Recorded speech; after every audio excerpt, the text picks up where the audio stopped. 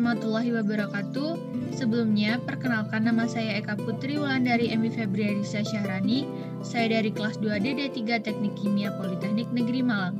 Di sini saya akan menjelaskan mengenai lembar kerja mahasiswa pada praktikum pengendalian proses dengan modul yang berjudul Respon Hasil Tuning Sistem Closed Loop pada Peralatan Berpengendali dengan peralatan pengendali tekanan.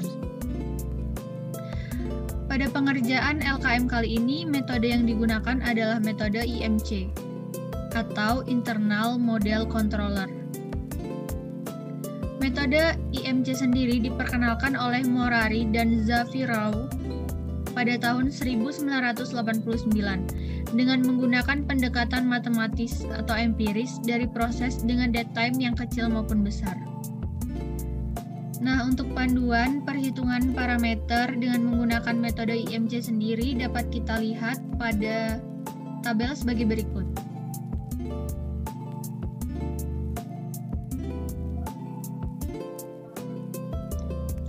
Pada metode internal model controller kali ini, parameter yang harus ditentukan terlebih dahulu yaitu ada KP, tau, tau D jika ada, dan tau C. Untuk menghitung tau C sendiri dibagi menjadi dua cara, yaitu yang pertama tau C sama dengan tau dibagi 3 dan tau sama dengan 0,5 dikali tau plus tau D. Di sini apa yang membedakan?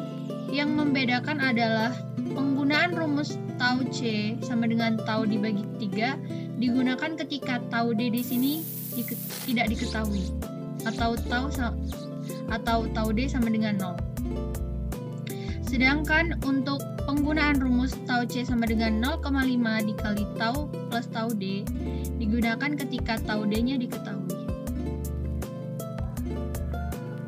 Selanjutnya pada tabel terdapat bentuk fungsi transfer, KC, tau I, dan tau D.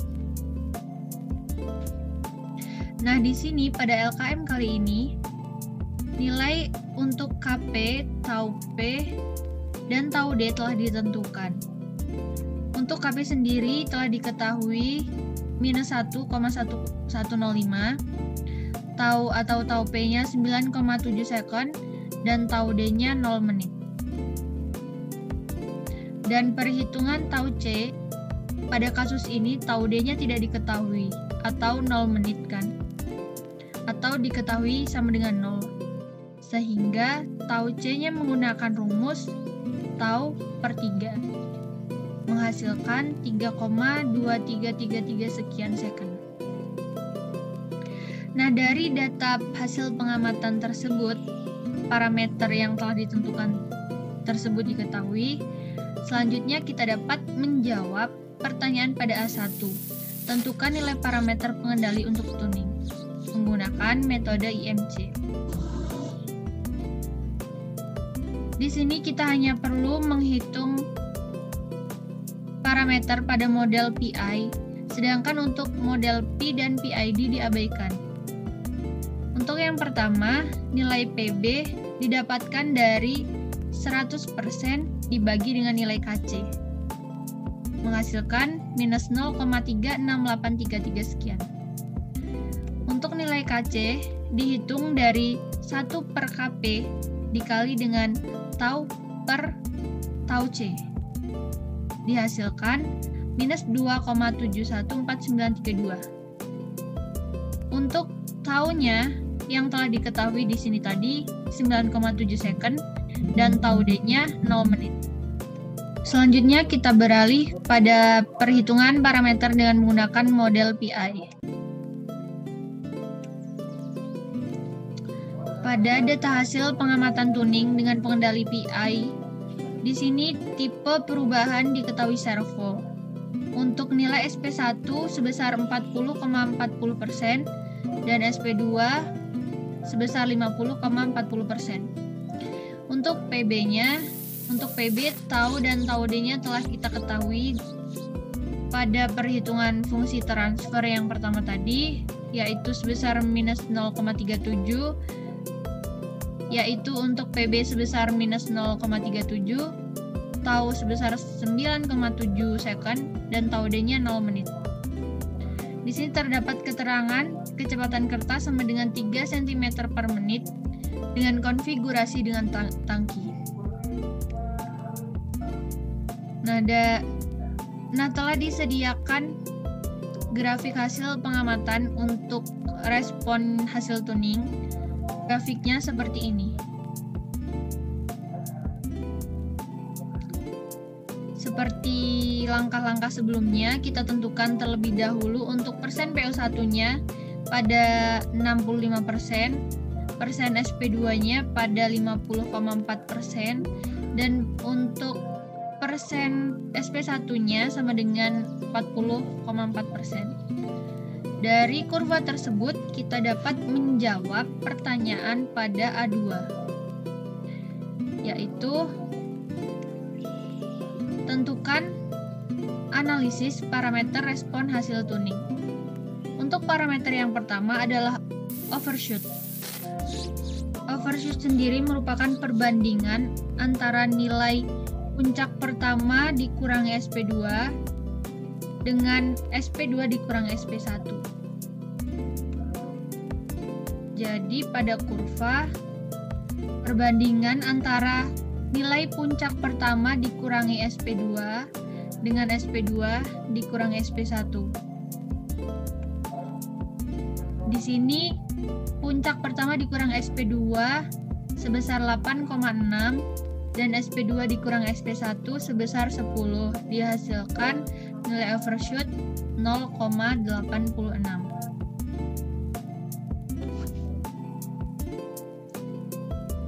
Selanjutnya untuk decay ratio. Decay ratio merupakan perbandingan antara puncak pertama dengan puncak kedua. Untuk nilai puncak pertama sendiri yaitu 8,6 dan untuk puncak kedua yaitu 8,8 sehingga dihasilkan 0,01023 sekian. Selanjutnya untuk nilai peak time. Peak time merupakan waktu puncak pertama. Jadi kita cari terlebih dahulu waktu puncak pertama. Ada di sini untuk nilai C. Jadi kita ukur dengan penggaris agar nilainya lebih akurat. Selanjutnya telah diketahui untuk TP-nya sendiri sebesar 1,9 dihitung dari titik 0 dengan menggunakan penggaris. Setelah itu 1,9 tersebut dibagi dengan 1,1 dikali dengan 20. 1,1 didapatkan dari sumbu X merupakan jarak antara 0 dengan titik 20. Sedangkan untuk 20 sendiri merupakan selisih atau jarak pada skala sumbu X. Jadi pada sumbu X tersebut pada waktunya jaraknya 20 second, 20 second, 20 second, dan seterusnya. Didapatkan untuk nilai peak time 34,545454 sekian dalam satuan second. Selanjutnya untuk parameter rise time.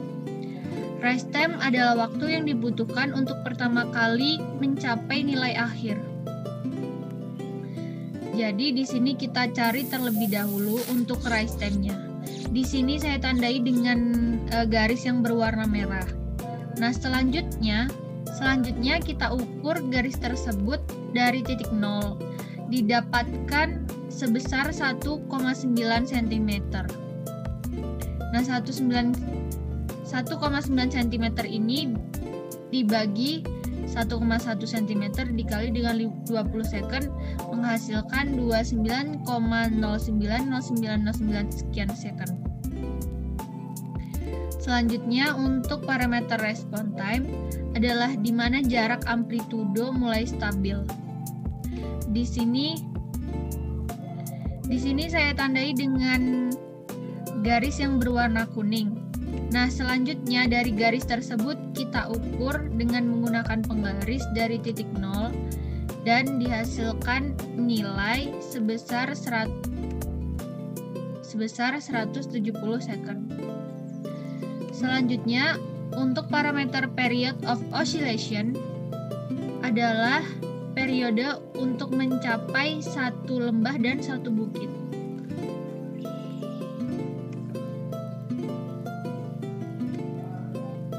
Di sini saya tandai dengan garis yang berwarna ungu. Kita hitung dari titik 0 didapatkan 0,2 cm. Selanjutnya 0,2 cm dibagi dengan 1,1 cm dikali 20 second menghasilkan nilai 3,6363 second. Dan untuk parameter yang terakhir yaitu offset. Untuk perhitungan offset sendiri dapatkan dari SP2 dikurangi PV konstan. Untuk SP2-nya 50,4% dikurangi PV konstan yaitu 59% didapatkan 8,6%. Baik, sekian penjelasan LKM pada pengendali tekanan dari saya. Apabila ada kesalahan saya mohon maaf. Wassalamualaikum warahmatullahi wabarakatuh.